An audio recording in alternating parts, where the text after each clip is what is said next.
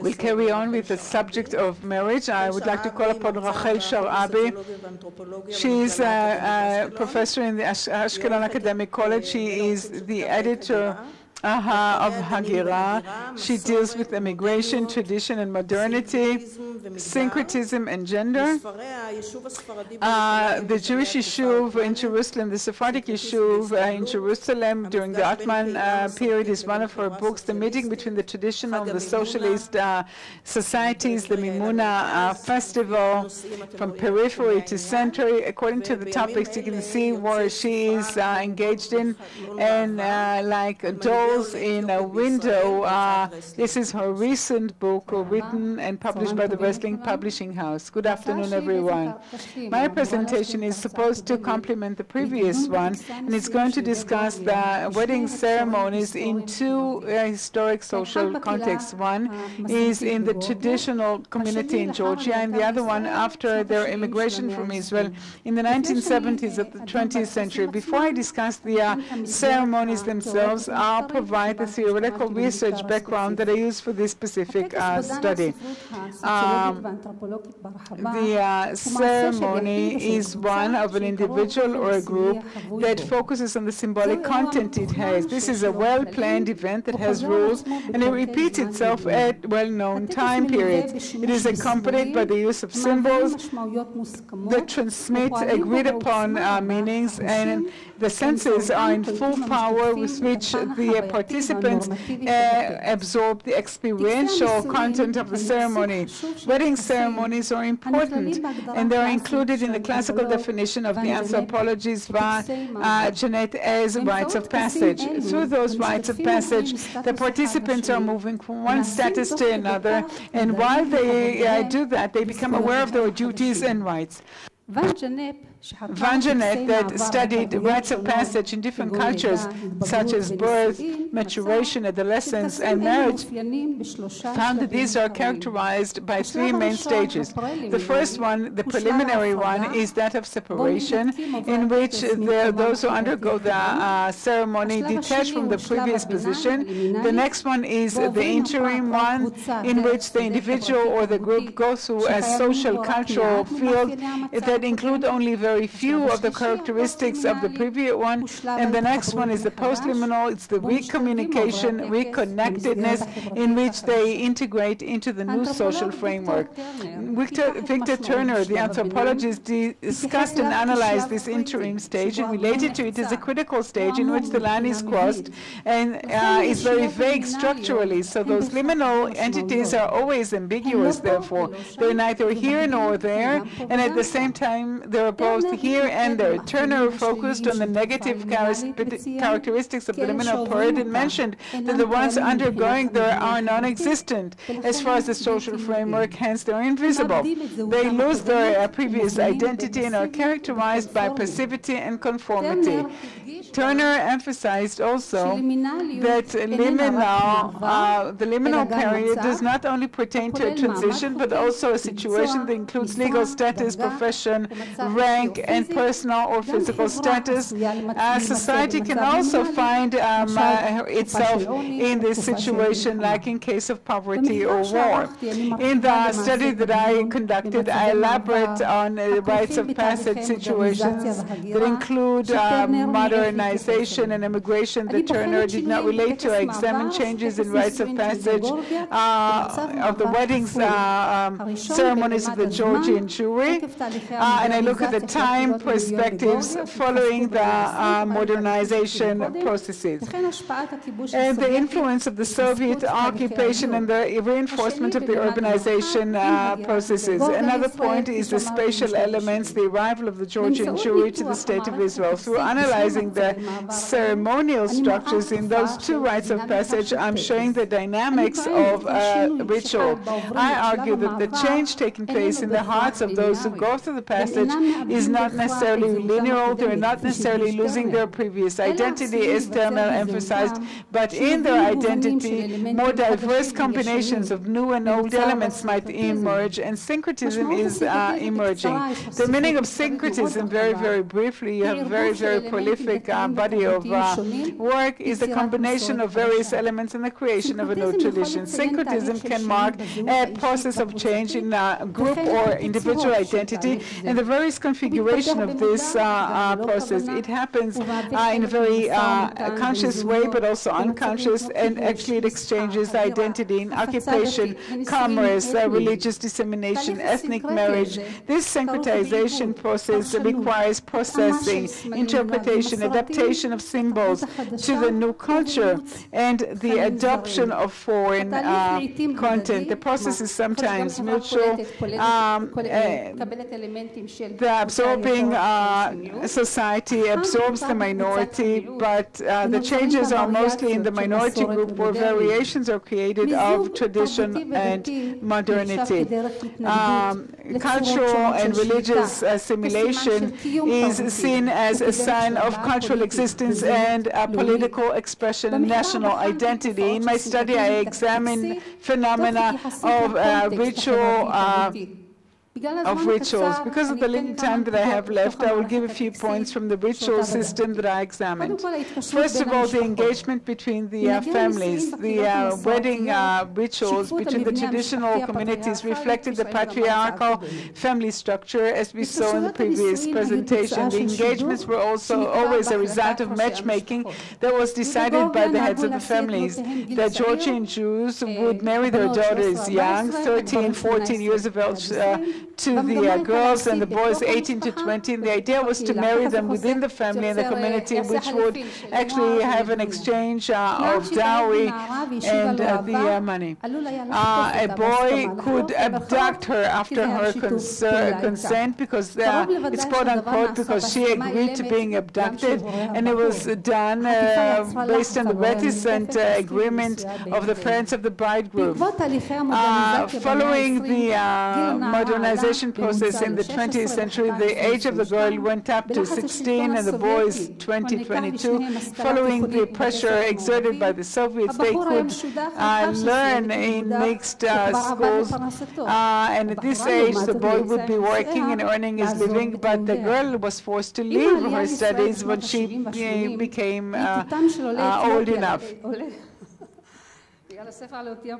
The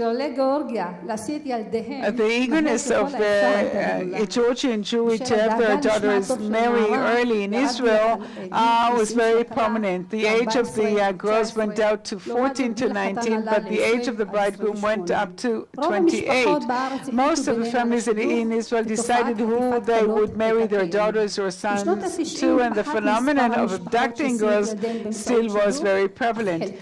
But in the 1990s, it diminished, but many girls continue this custom. Maggie, an Israeli young woman, told me that she agreed to marry at the age of 19 to a boy she never met. According to what she says, her family is very modern, but her parents deemed the tradition very important, and when she was very young already, they told her that she would marry a Georgian.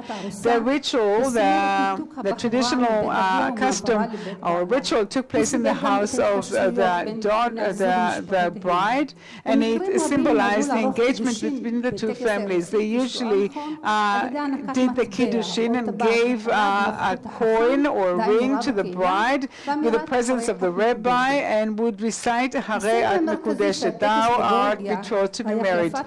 The exchange of silver coins between the two families was the custom in Georgia. The father of the bride gave it to the father of the bridegroom, and vice versa. In addition, the bridegroom's parents would have a hat with coins placed on the head of their son, and the parents of the bride would do the same. And then they would tie a handkerchief that would connect the hands of the bride and the groom and would resemble the bond between them. Only they would be able to undo it. So every one of them left that tied handkerchief around their wrist for a whole week. Exchange of gifts was one of the prominent symbols of the engagement between the families in the Georgian areas, like in other places, and it had the validity of a contract. Most places emphasis on the phenomenon of gift as a universal phenomenon and argued that it can be a combination of interests of different economic, social, and moral value. He sees the gift a necessary form of exchange, labor division, and contractual ethics. It reflects the commitment, the customs, the social order, the social uniqueness of this particular group. The whole idea of exchange of gifts between the groups was a central expression in engagement ceremonies in Georgia and resembled a display of interactual relationship between the families.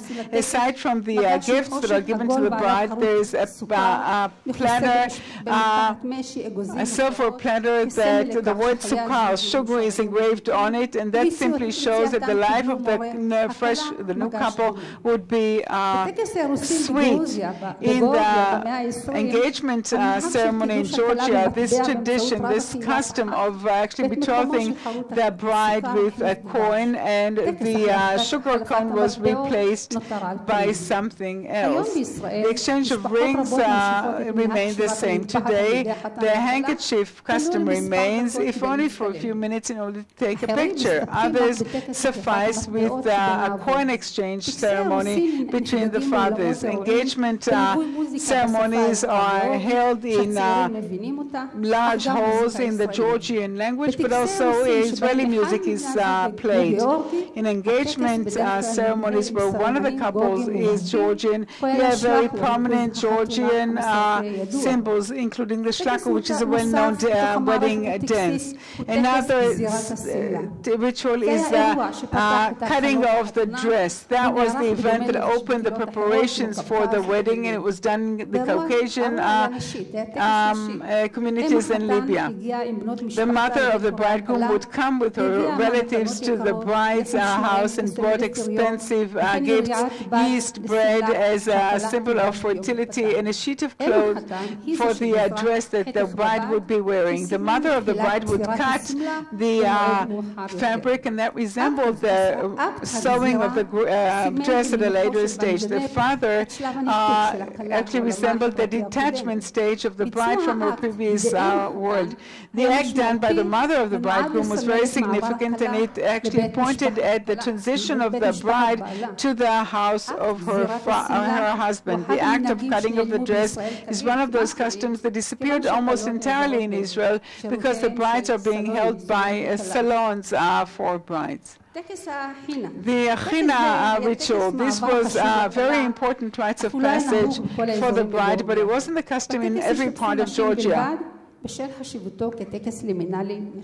Only women participated in it because of its liminal importance. The plant china grows in India, and it spread to the Asian countries, and they used the henna in order to dye fabrics, and it was also applied to body parts, and it was attributed to have magical qualities. The belief was that the red spots on the skin would protect the couple from the lurking danger, would drive away the evil eye. The changing color from green, because it is a powder that you actually add rose water to it and you dough it together. So that symbolizes the changes that the couple undergoes in their rites of passage. The China rituals are still held in Israel, and through them they declare the maintaining and retention of their culture. But certain changes took place here too. The date of the ritual is not set, and it's integrated with the engagement itself. The new custom serves as a deviation from the original engagement ceremony, but it reflects the needs and the values of a modern society to minimize the number of rituals to save time and days of work. Unlike the past, the ritual is not focused on the bride, but is shared by the two couples, by the couple, the two members of the couple, the bride and the bridegroom. In cases of mixed marriage, the china receives a new social cultural meaning, and the result is syncretism. Another element is the procession. The procession in all the wedding ceremonies in Jewish communities around the world is a very central, prominent motif, and here too in the Georgian wedding, in every one of those rituals, there was always a procession. It illustrated the meaning of the passage of the bride from her home, the home of her father, to the house of the bridegroom. First of all, the wedding ceremony starts with a procession on which the bridegroom and their family members enter the house of the brides. They manage to enter the house only after a negotiation is held, and it simply shows the difficulty of the bride's family to part with her. The couple itself, even in Israel in the 1970s and 80s, would always be situated on pillows to resemble the easy life that she's living. When the verse "Ve'im ishkachach Yerushalayim" was sounded, the bridegroom would drop a few drops of wine on the floor as a sign of good fortune. There are those who do the following point too. There was some sort of a contending done between the two, the bride and the bridegroom, each trying to step over the toe of the other. The one winning was supposed to be the actually ruler of the family, and we can only guess who actually won and who lost. After this, the bride would leave her house and go to the bridegroom's house, and she was not allowed to look back at her parents' house. When they reached the bridegroom's house, his mother would give her the yeast dough with sugar on it, and that too is a recurring motif, rice and raisins and a piece of sugar as a symbol of fertility and sweet life. These ritualistic activities actually indicated the fact that the bride was leaving her home and moving into the wings of the responsibility of the bridegroom's family. In Israel in the 1970s and 80s, the wedding was held at home normally, and to a large extent they carried on with the customs of the past. Today they are celebrating in a hall which deviates from the previous norms, but the young ones still maintain the Georgian language in the chuppah, and also foods and ethnic dances. A few conclusions that are from the research that I've not yet concluded and raises a lot of interest in me. Analyzing the wedding ceremonies of the Georgian Jewry following modernization processes in the 20th century attests to the fact that changes took place already back in Georgia, but the importance of those rites of passage diminished over time. Their basic structure was retained, and later on they combined the different values that express the attempt of a national minority to maintain its identity and to survive when faced with powerful historic elements. Analyzing the ritual in the time perspective following the immigration of the Georgian Jewry to Israel in the 1970s shows that their liminal meaning was diminished. Some of their customs disappeared, but those immigrants continued this tradition while transforming themselves and adapting themselves to the economic situations and the new social terms. This pattern points at extended structural assimilation of the culture. It is a derivative of contending with negative stereotypes, social exclusion, and the struggles to achieve ethnic freedom and to be assimilated in the Israeli society. So variations are made of tradition and modernity. This process expresses agreement, but also the opposition of a minority vis-a-vis the dominant absorbing culture. With the help of analyzing the ritual system in two rites of passages, I showed the liminal stage that Turner describes, neither here nor there, both here and there, might be syncretic. That ritual dynamics shows that the changes made in those undergoing the ceremony are not necessarily linear, and they don't necessarily need to lose their previous identity, but various combinations of great interest might emerge. This transition stage is not characterized at all, therefore, with passivity. The ritual is not necessarily passive, as Turner mentioned, and those who undergo the ceremony or the ritual take active part in the dynamics. They decide what to take and what not to take, sometimes consciously and other times not consciously. Syncretism objects to what they do because they draw away from the origin, but they do give advantages to those going through the ritual.